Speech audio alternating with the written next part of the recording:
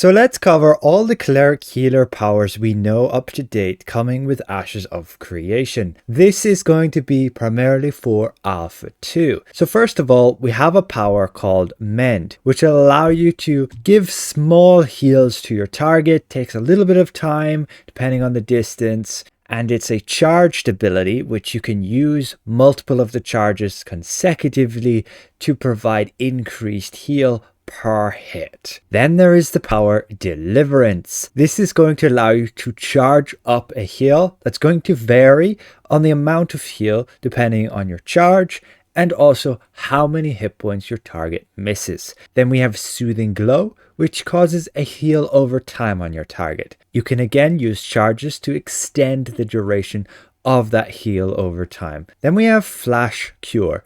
It's a small instant heal, again with charges. However, the utility of this is you can use it during any of your other actions. You could be charging up your bigger heal, and if you really needed to, you could instantly give these small bursts of heal in between. Then there is Resplendent Beam. Depending how long you charge it up for, it can arc between multiple targets. For example, here you can arc between your full party. Then you have an ability called Bless Weapon.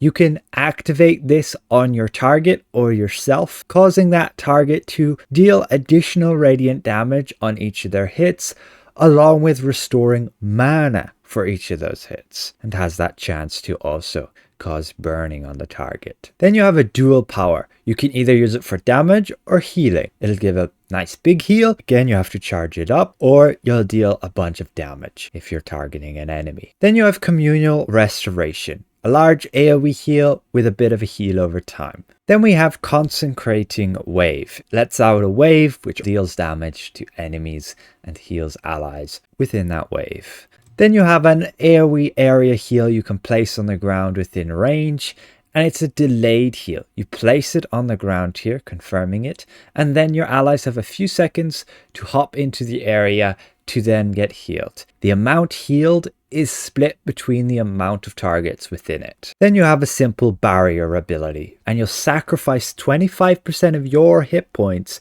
to place a shield on that targeted ally. Again, balancing will be done, but the shield seems to be about 25% of their hit points, and it only lasts 10 seconds. Then we have these chains of Restraint. You cause an area on the ground and enemies within it get staggered along with taking some damage. They will get stunned if they're already staggered, and it lasts 8 seconds. Then you have an ability which can cause a large heal over time on the target, and while they're being healed by this, they cannot die. If they drop to 0 hit points, they will get healed and restored to 25% of their health. The devs were messing around there and it didn't work because they used the command. Then you have Healing Touch. It's a melee close ranged ability. You'll just be adjacent to them and you'll heal them for a decent amount. Then you have Wings of Salvation, an ability to lunge towards an ally.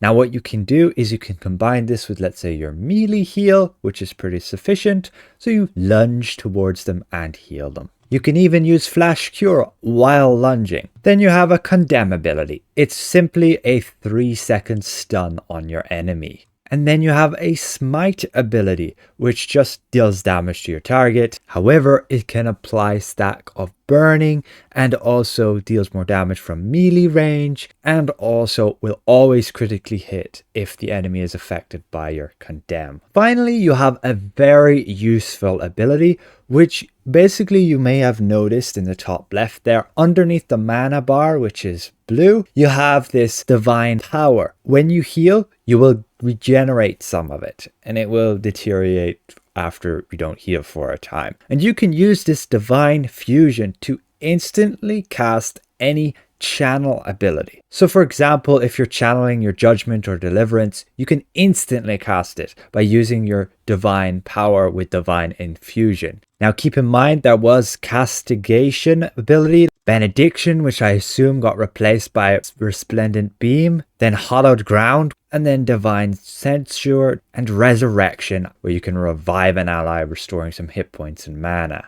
And then damnation, with then exorcism. It's just these last abilities were with Alpha 1, so I'm not sure if they'll remain going forward with Alpha 2. So that is it, and consider subscribing. Goodbye for now.